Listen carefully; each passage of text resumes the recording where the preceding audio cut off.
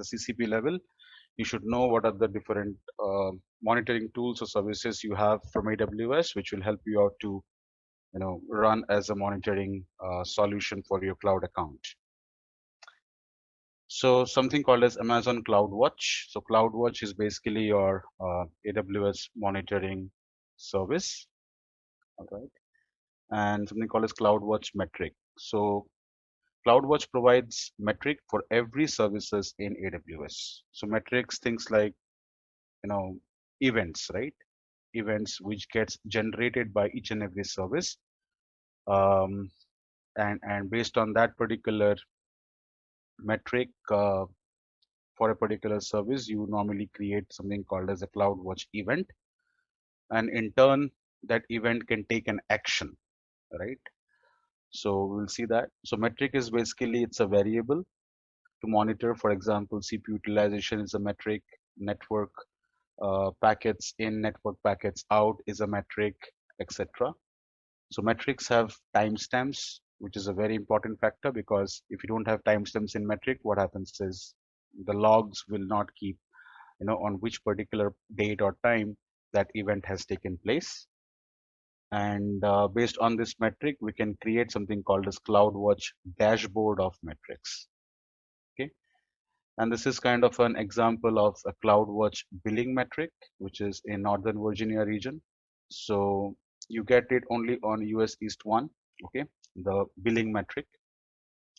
So you can see, on which particular date and which particular time, what are the bills incurred, all right. You can define it in some, graph ranges, okay. You can apply time ranges to it, all right. Important metrics, for example, as a CCP level, you should know for EC2 instance. For example, if you're creating an EC2 instance, metrics like CPU utilization, status checks, network, those parameters can be used as a metric to monitor your EC2 instances, but you cannot monitor as a metric with the RAM, okay. The default metric is generated every 5 minutes, and we can option for detailed monitoring is also available, but that will cost you money. For example, we can go with a metric which can give me the details about CPU utilization of my EC2 instances every 1 minute. For EBS volumes, for example, the amount of disk reads or writes it is happening. For S3 buckets, for example, bucket size, bytes, number of objects stored in the bucket, or any kinds of API request that is happening onto my bucket. For billing, total estimated charge, it is only available in Northern Virginia region. For service limits, like how much you have been using a service API, right? So what is the amount of usage for a particular service that you have consumed so far, that is called a service limit. Plus you can have a custom metrics of your own choice.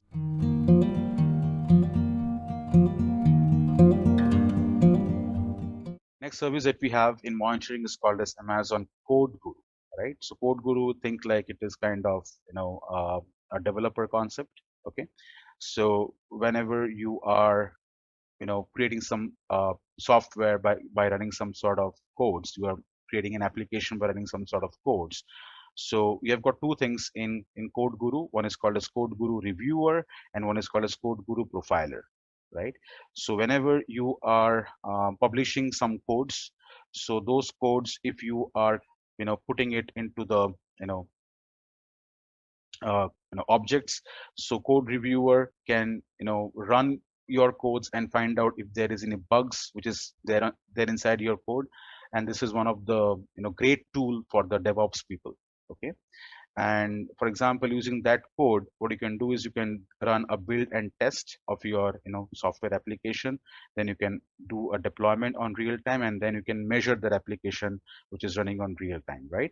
So CodeGuru Profiler, what it will do is it will run its services to understand the application when it is created and when it is running in real time.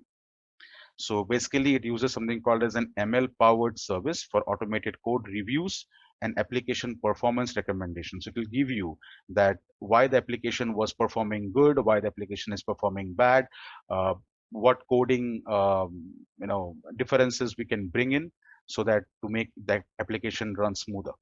All right, and there are two functionalities, as I've told you. One is called as CodeGuru Reviewer, one is called as CodeGuru Profiler. So Reviewer is basically, it will review your static code analysis, which is used for development purpose, and CodeGuru Profiler, it will give you visibility or recommendations about the application performance during the runtime. Okay, and this is how it looks like, right? It will give you the complete insight about your application in a detailed manner. So it will identify critical issues, security vulnerabilities, and it is anything which is hard to find bugs. uh, Example is common coding best practices. It will suggest you resource leaks, security detection, input validations. And by the way, how it works, it uses something called as machine learning and automated reasoning, hard learned lessons across millions of code reviews on thousands of open source and Amazon repositories, right? So that is their baseline by which, they will use this baseline and it will actually run on your applications. It will support multiple programming languages like Java, Python, and you can integrate that with GitHub, Bitbucket, and AWS Code Commit.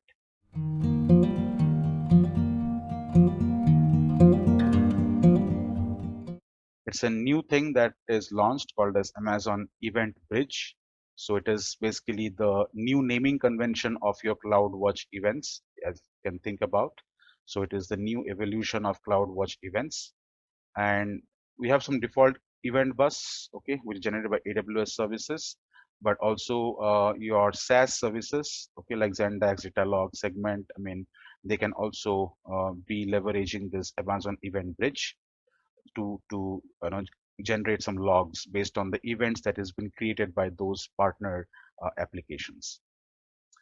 You can also have custom event buses of your choice. You can generate some schema registry. So basically, EventBridge has a different name to mark the new capabilities. Okay, and as a whole idea, I mean, if you think any point of time you're getting a question of Amazon EventBridge, so think it's a replacement of CloudWatch events in terms of the performance or the feature.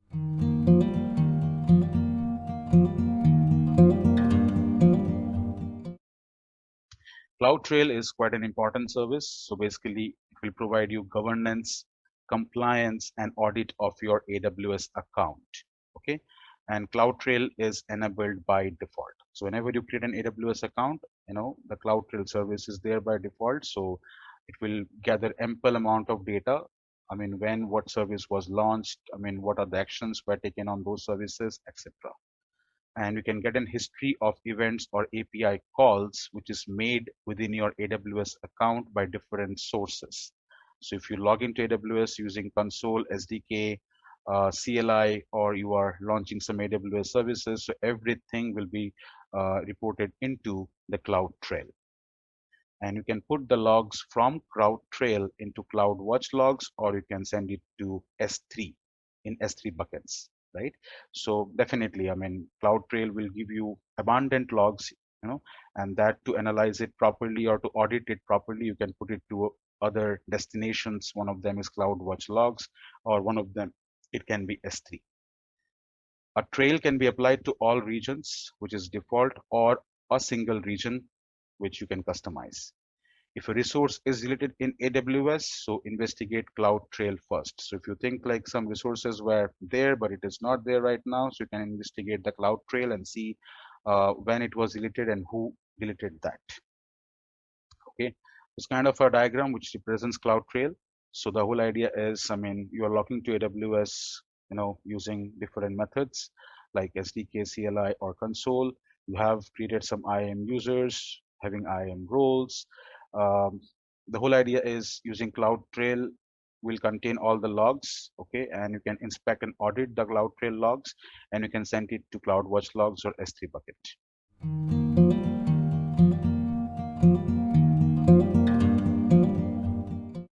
Thing about service health dashboard. So this is one thing which you can see it in, you can like Google it. You can just type AWS service health dashboard.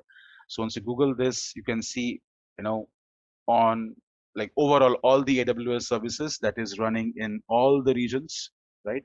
And you can see what is the status of those services. So you can see that the current status, right? You can see that May 25, whatever. You can see that in North America, we are running so many services. What is the current status of those services? Are they green or are they yellow or are they red? Likewise, every region, right? You can list the services and their status at this point of time. Okay, so most of the services will be ticked as green, but if any service which is not ticked as green, it is like unhealthy. It will show you the reason why it is unhealthy on that particular region. So it will shows all region, all services health. It will show historical information for each day, and it has also got an RSS feed that you can subscribe to, right? So you can go to this particular URL and get the details of the current running services across all the regions and what is their status. Now, if you think about your personal services, I mean, you are having your AWS account and you are running AWS resources inside your AWS account. What is the health of those services that is running inside your console? So that is called as personal health dashboard. All right. So personal health dashboard provides, alerts and remediation guidance when AWS is experiencing events that may impact you. And also the service health dashboard display the general status of your AWS services. All right, so it will give you personalized information of the services that is running inside your console, and the dashboard will display relevant and timely information to help you manage events in progress and provide proactive notification to help you plan for your scheduled activities. So anytime, I mean, you've seen that in the console there is a top on the top right, on the top closer to the right, you've got this alert bell icon, right? And when you click on this bell icon and if you select view all alerts, you can see which services are having what notifications, and if you have any sort of errors or if you have any sort of health issues of any of your particular service running in your account. Right, so you can go to this website and find out the global service health dashboard, and it will show you how AWS outages can directly impact you and your AWS resource. It will give you alert, remediation, proactive schedule activities. Right.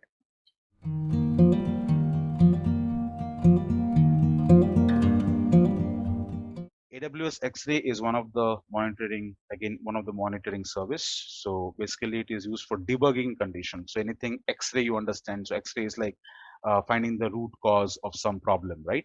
So for example, if you are like doing debugging in production the good old way, so you test the application, you can add log statements anywhere and you can redeploy it in production. So log formats will differ across application and log analysis will be hard generally, if you don't use some services to find out the root cause of a problem due to which a log has been created. So debugging can take, a monolithic approach, right? And if it is a distributed service, then it will be hard to debug, and find out the root cause of a particular problem. So you will not have a common view of your entire architecture. So in that case, you can use the service called as AWS X-Ray.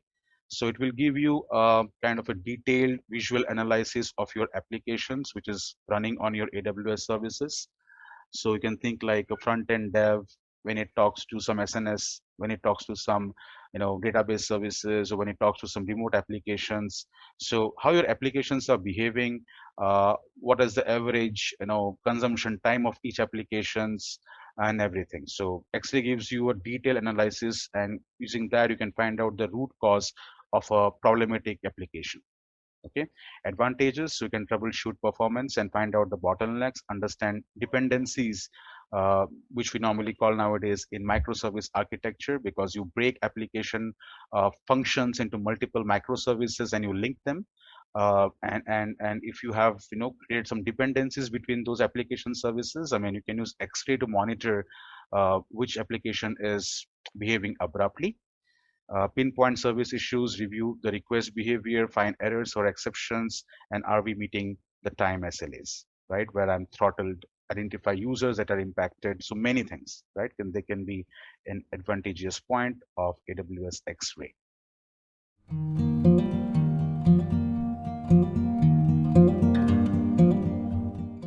Now, CloudWatch Alarm. So based on certain events, you can generate something called as CloudWatch Alarms. So alarms are basically which is used to trigger notifications for any metric, and there can be different kinds of actions what can happen, right? For example, um, if you're monitoring your EC2 instances, say one of your instance CPU threshold has gone up or gone down, you can add with an auto scaling group policy, so where you can increase or decrease the EC2 instances for a desired count. You can also take some EC2 actions like stop the instance, terminate, reboot, or recover an EC2 instance. You can also generate SNS notifications. For example, you can send a notification into your SNS topic. And there are other various options, for example, sampling rates, percentage, maximum, minimum values for a particular um, threshold you can put. And you can choose the period on which to evaluate an alarm. Okay. Example could be creating a billing alarm on the CloudWatch billing metric. Right. So for example, for any service consumption, you can create a billing alarm, and that can in turn create an event against an SNS topic, uh, and you can get an email for that bills whatever has been incurred for that particular service. There are different alarm states that you can have, like OK, insufficient data, or the service is in alarm condition. All right, anything which is OK, it's fine. So, but anything which is insufficient data or alarm is things to be notifying and things to be carefully analyzed.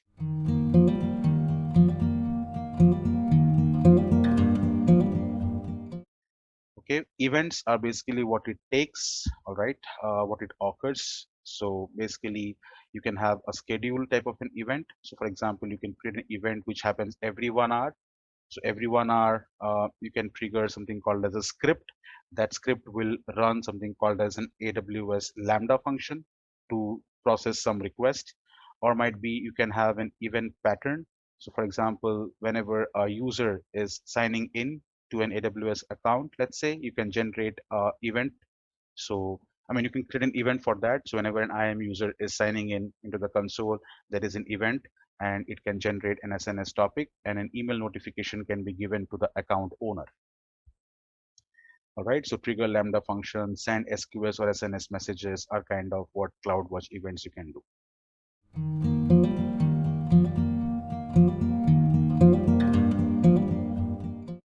CloudWatch logs, as you understand, logs is something which is very important for your AWS accounts, which will give you an insight of what activities are getting performed, either from IAM point of view or from service usage point of view. So CloudWatch logs can collect log from multiple sources. One of them is Elastic Beanstalk. We have not talked Elastic Beanstalk so far, but Elastic Beanstalk is something which is used to generate something called as a serverless based architecture. Okay, a compute architecture. So you can collect the logs from Elastic Beanstalk based applications. So whatever applications are getting launched from Elastic Beanstalks, you can get the logs from them. We can collect the logs from containers. You can collect the logs from AWS Lambda functions if it is happening. You can run something called as CloudTrail, which is based on filters. So CloudTrail is think like it's a log analysis service. So you have got a log, and you want to run CloudTrail service on the logs to filter certain outputs. Okay, we can do that. And CloudWatch log agents. So basically, if you want to generate logs from the EC2 instances, so on the EC2 instances, you have to run an agent called as CloudWatch log agents, okay, which you can run it on EC2 machines or also on on-premise servers. By running that, you will get the logs from those devices. You can also get the logs from Route 53. So basically, you can log the DNS queries, and also you can enable real-time monitoring of logs. Okay, and you can adjust CloudWatch logs, and you can keep it for a period of retention days.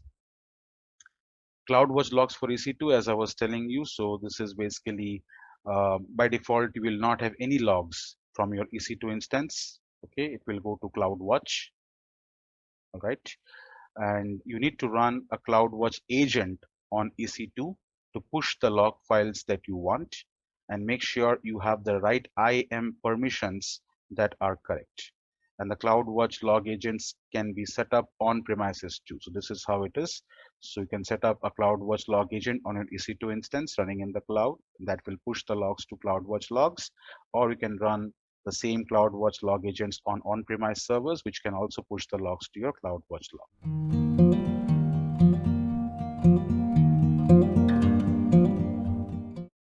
There are different events that can be there inside CloudTrail. So one is called as management event. So basically operations that are performed on resources in your AWS account. For example, when you create some IAM roles, right? When you create some, you know, when you configure rules for routing data, for example, when you create some subnets, when you create a route table, when you create a security group policy, etc., right? Or when you set up some logging functionality. Okay, so those are kind of management events, and by default, all the trails are configured to log the management events. But you can separate read events from write events. You can also do that. So you can also separate, means filter the read events and the write events inside your CloudTrail. Data events is by default, data events are not logged because it is going to generate high volume of operations. Amazon S3 object level activity, for example, you are doing get object, delete object, put object. So for that, you can manually create the data events and you can separate it using read or write methods. Likewise, for AWS Lambda functions also, whatever activity your Lambda functions are getting invoked, you can create events for that. And there is something called as CloudTrail Insights. So it's again a feature which is used alongside with CloudTrail. So this CloudTrail Insight, what it will do is it will enable to detect unusual activity in your account. So for example, you think like any point of time you are creating a lot of AWS services, right? Suddenly you are creating some thousands of S3 bucket. Suddenly you are creating some thousands of EC2 instances, etc., right? Or inaccurate resource provisioning, hitting service limits, burst of AWS IAM actions taking place. We have gaps in periodic maintenance activity. So those things can be analyzed by a special service called as CloudTrail Insights.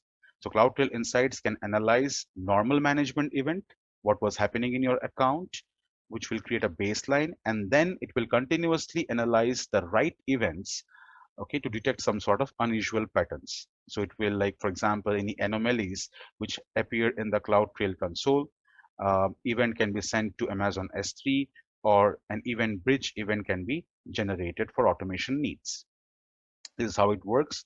So management events, okay, are continuously analyzed.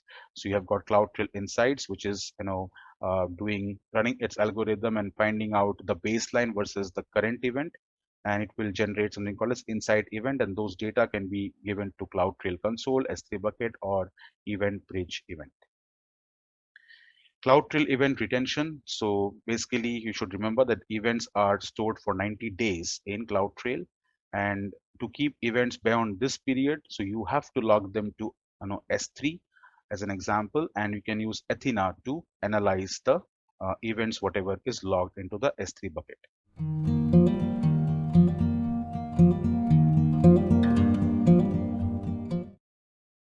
Hello and welcome to this lecture, and in this lecture we are going to demonstrate the CloudWatch Alarms, how you can set up the CloudWatch Alarms, and the ways to the steps basically. So first thing, you need an EC2 instance, okay, and then you need to create the SNS topic, and then you need to create a subscription so that whenever the alarms are triggered, you will get an notification. So the notification destinations can be email address, mobile number, and a couple of more options are there. I'll show it to you, and then finally you have to create the alarm, and you have to define the SNS topic that you created in the step before that, and then finally you can define an action. So we will go through all of it. I will try to keep it as simple as I can. Okay, so the first thing that I need to do is to create an EC2 instance. So let me go to the EC2 portal, and as I see, I am running one instance as of now. So I'll create a new one. What you need to do is launch an instance. So I'll just quickly go through this. So this is, say, EC2 monitor, something like that, EC2 monitor. And then after that, I would have to select the AMI. So I'll go for the free tier eligible, which is Amazon Linux 2 AMI. And then after that, you have to select the instance type, which I will again keep the T2 micro, which is the free tier eligible. And then you have to select a key pair. I have a couple of key pairs created, so I'll go with the demo KP, which I have downloaded. And if you don't have that, you can create a new one, obviously, and then download it. And then you have the network settings. So I will keep this as default. I have the default VPC. I have no preference for the subnets. And make sure you have the auto assign public IP enabled. And then you can either create a new security group, or if you have an existing one, make sure you allow SSH. That is what we need. So I'll just select an existing one which has SSH. So I have this with SSH and HTTP enabled. So I'll select that. And then the storage 8 GB is absolutely fine. And then I can say launch instance. I don't need user data, so I just need the SSH. That's it, and I can click here, and this will take me to the EC2 itself. Let me just check. The state is pending, so I'll just wait for this. And how do you SSH to this device is, as you have already seen, you have multiple options. I can either connect, so I can go here and connect to the EC2 like this. So this would be through the web console, or what I can do is I can connect using the key pair, right? So how to connect using key pair? So I'll be using the PowerShell, and the way you connect is you go and copy this public IP and go here and say SSH -I, and then you define the location where you have the key, right? So I will have basically in my C, and then it should be users, and then it should be admin and downloads, and then I should have the demo, not the class KP. I think it's demo KP only. Yeah. So this is then at the rate, and okay, before that I have to say EC2-user, which is the username of the AMI, Amazon AMI, and then paste the IP address of public IP address of the EC2 instance, and then hit enter. So just say yes, and you are inside the EC2 instance. Now here, what you have to do is just change myself to the super user with the sudo su command, and I'm the super user here now. Let's just run the yum update command to update the repository. Okay, that is done. Now after that, what I can do is I basically want to create an alarm which basically triggers when the CPU utilization on this machine EC2 instance would go more than 40%, say. Okay, for that we have a tool called the stress tool, and the way you install the stress tool is by typing in the command yum install stress -y. But you do have a dependency because this is a new EC2 instance. So let me just show you how this works. So the command would be yum install stress -y. This would not work, yeah, because this has dependency, right? So for this to work, you have to type in the command sudo Amazon Linux extra, and then install should be install EPEL-y. So you do this command first, it will install all the dependencies, and then you go and type the stress command. This will work, and download the stress utility here, right? Now once that is done, we will just leave it here, This stress tool will be basically used for simulating EC2 metrics. Once we create the CloudWatch alarm, we shall come back to this and trigger CPU utilization using this stress utility, right? So how do I go here? So first of all, before me doing anything, this is the one that we will be um, I mean creating the alarm for. So before that, what we can do, we can go to the CloudWatch and I will show you how this would show. So you can go to all the metrics, and before that I can go and copy the instance ID. Okay, copy this, click here, and now from here all the metrics I can go to the EC2 metrics and per instance metrics. So I have two instances right now. I can just paste the instance ID here so that only those instances will be shown. So if I check the CPU utilization, click here and it will show the utility. Now the data points are like 5 minutes, so it will take some time because we just started the EC2 instance. In the meanwhile, what I can do is I can go and create an SNS topic. So I'll create the SNS, go here. Okay, I'm in the Mumbai region, so I'll go to topics. Or from the dashboard, what I can do, Amazon SNS, I can just say let's create. So there are multiple ways. So one of the ways to create from here, so I'll say my server monitor, something like that. Okay, and say next step. Cool. And this is optional, you may or may not select this. So let's keep the standard and then create the topic. That's it. Now after you create the topic, you can see here that the topic has been created, right? Now if you go to the topics, you will see your topic here. Now you click here and you can create a subscription now here. Okay, the protocol should be, now this is the destination. Either you can use this for an SQS, Kinesis, Data Firehouse, and you can use for AWS Lambda, email, HTTPS, SMS. So you have all these destinations. Now I'll be using the email one. So I'll use my email.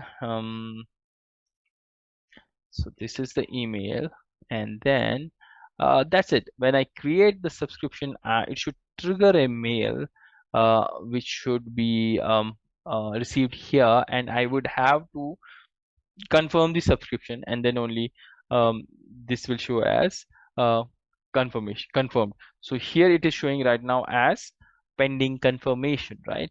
So now let's go to my Gmail just to show you. So I am here now and I can see that this is the notification that I was talking about, and I have received a notification just now, this one, and it says confirm subscription. I'll click here, and when I go here it's still showing pending, right? So if I go back and then come back, and then if I go on the subscription, you can see it shows confirmed. I can click and it shows confirmed, right? So that means now we have subscribed to this SNS topic. So that is halfway there. Now next thing would be to basically go and create the alarm, right? So subscription done. Next, let's go to the CloudWatch. So I'm here. You have seen the metric here. Now let's go, and this is the metric that we will be using. So let me just copy this again. Cool. I will go and go to the alarms. This is the in alarms which are in active, and all alarms. So we don't have any alarms as of now. Let me create an alarm. So we can create the alarm using some metrics, and same way you can use any service. You can use EBS, you can use events, logs, SNS, anything to create an alarm. In my case, we are using EC2, and again per instance metric, and I will throw the filter for the metrics of that particular EC2 instance, and I'm going to use the CPU utilization like this and say select this metric. Now in the next page, what you can do is you can name the metric. So I'll keep the same CPU utilization, and instance ID, static should be average, and I would say I would just make it a bit faster, say 1 minute. and I will keep the conditions in here. I will keep the threshold type as static. You can have anomaly detection wherein this will be based on anomaly. Now whenever this is the condition, so you can have greater than, equal to, lower, equal to, or lower than, right? So I'll say greater than, and let's keep it to say 50%, not 40, let's 50. I mean, realistically it should be 70 or 80 depending on what the requirement is, right? So I'll say 50%, and next. Now this is when the alarm state is triggered, what you want to do. Now when it's in okay, you don't want to do anything, maybe you want to do, it's up to you. But what we want to do right now is when it is in alarm, I would want to select an existing essence of, or here also you can create a new topic. I have done this beforehand, but yeah, so let's select the one that we created, my server monitor, and that says the endpoint is a email address. Now you can have actions here. Now this is if you do just this, that means when the alarm goes in the alarm state, it will trigger just an email to you that saying this EC2 instance has crossed the CPU utilization threshold of this. So that is one thing. And on top of that, what you can do is you can have an action. Now action can be these things, right? In alarm, what you want to do, you want to stop the instance, terminate the instance, or reboot this. So it's up to you. So let's just for the demo, we would say when the alarm is triggered, let's terminate this instance, right? On top of sending an email, we would like to terminate this instance as an action, right? Okay, so notification will be sent to this email using the SNS topic, and the action that was taken is the termination of the instance, right? I'll say next, and then let's say a name, say what, alarm demo, something like this. This alarm is going to terminate the EC2 instance, some description, right? Next, and then that's done. Now create the alarm. Now it will basically wait for the data point to get a sufficient data. Like right now it's insufficient data, it will wait for the data point, which is 5 minutes. And if I go to the EC2 here, and if I have selected this EC2, and I go to monitoring, and I can see the CPU. Now this is captured in like the first 5 minutes. You can see the last data point is 1725, and this is 1729, and I can see the percentage of CPU is around 23. Right now we have not run the stress. We have installed the stress command, but we have not basically activated the stress command. Now in order to run the stress command, so that it basically kind of increases the CPU utilization by running multiple processes in the backend, and that we would do for a certain limit of time, because the stress tool has already been installed. Now let's run a command to increase the CPU utilization manually. So the command would be I would show you here. The command is basically sudo. I think, yeah, this is gone, so I'll have to close this and open a new PowerShell and connect to my EC2 instance again. Yeah, so the command is basically stress. So that would be sudo stress and then hyphen CPU, then 10 hyphen v, and then the timeout we would keep as say 400 seconds. Okay, so that would be roughly around 4 minutes and 40 seconds, right?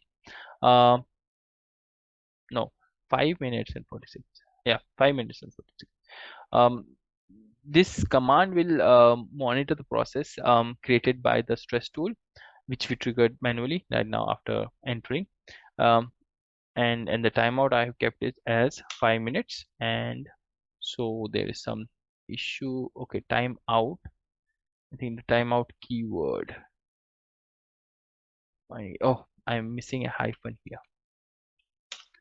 Okay, now this is started. So what I do is I will go and open another PowerShell window, and again SSH to this same and have the top command running, and that's way you can see the utilization, right? CPU is 100%. Now you will have to wait for the CloudWatch to.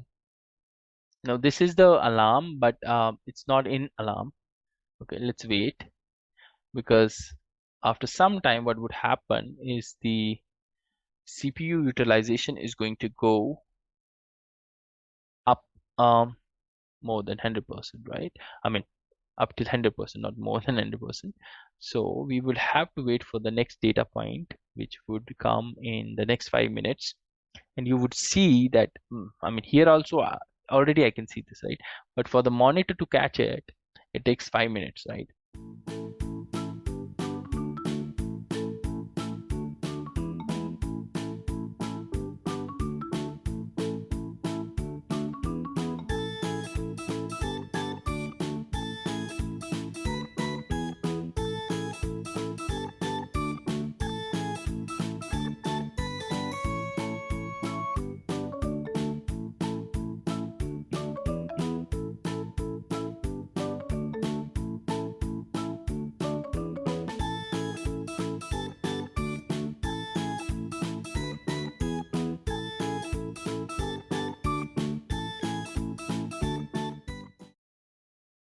Okay, so you can see this has crossed, so that means my alarms is in alarm now.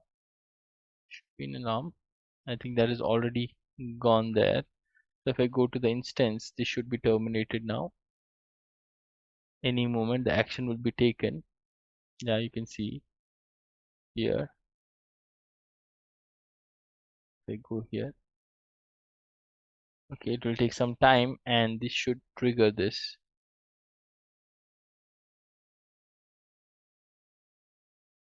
Actions enabled.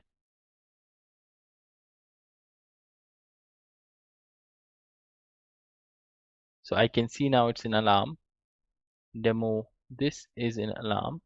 We'll go to the actions. The actions is termination of this, and then send message to the topic, this one, right? So if I go to the history, I can see what actually happened.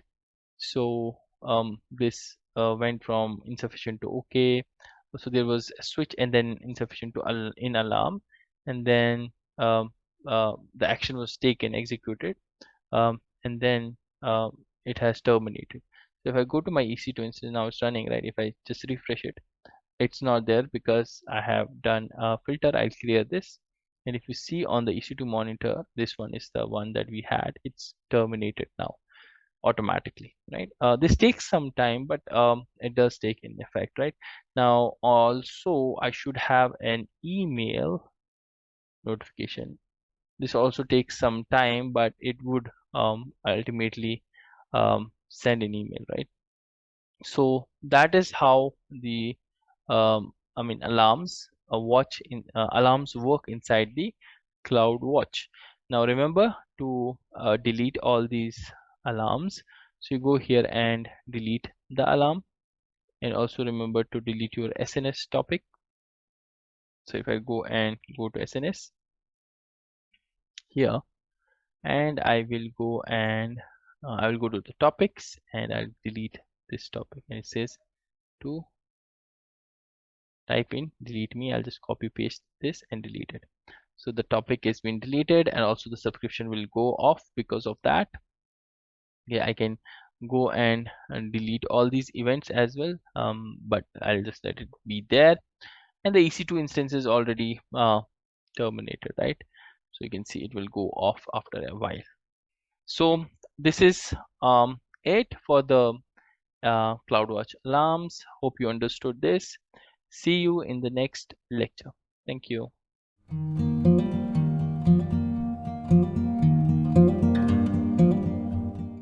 This is the details about the monitoring activities. So basically CloudWatch. So CloudWatch can have metrics, monitor the performance of AWS services and billing metrics, alarms. So alarms will automatically create some notifications. It will perform some actions against your EC2, for example, and it will notify to SNS topic. You can also gather logs from EC2 instances, servers, Lambda functions, etc. EventBridge are kind of a reaction to events in AWS. It can trigger a rule or on a schedule basis. CloudTrail is like auditing your API calls that is made within your AWS account. CloudTrail Insights are basically automated analysis of your CloudTrail events.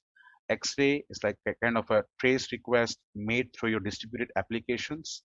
Service Health Dashboard, like status of all the AWS services that is running on all the regions. Personal health dashboard like PhD, it is going to give you the events that is running inside your AWS account, and also if any service is getting affected globally, how it will impact you. And AWS CodeGuru is basically where automated code reviews and application performance recommendations are given by CodeGuru.